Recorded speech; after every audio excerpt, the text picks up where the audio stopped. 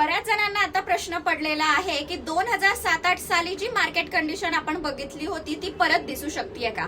2007-8 चा जर आपण डेटाचा विचार केला तर साधारणपणे मार्केट 50% करेक्शन झालेले होते आणि आता ऑगस्ट 2024 पासूनचा जर आपण डेटा बघितला तर साधारणपणे 12 ते 13% करेक्शन मार्केटमध्ये झालेलं आहे।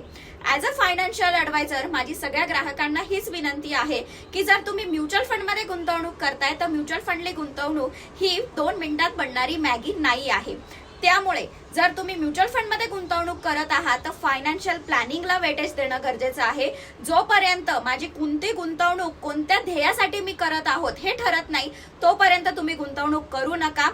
म्युच्युअल फंड्स मध्ये अनेक कॅटेगरीज आहेत, त्या कॅटेगरीज कशासाठी काम करतात, कोणती कॅटेगरी आपल्या कोणत्या टार्गेटसाठी फिट होते, आधी त्याचा विचार करा मग गुंतवणूक करा। आणि यासाठी जर तुम्हाला फायनान्शियल ऍडवायझरची गरज असेल तर मला नक्की कॉन्टॅक्ट करा।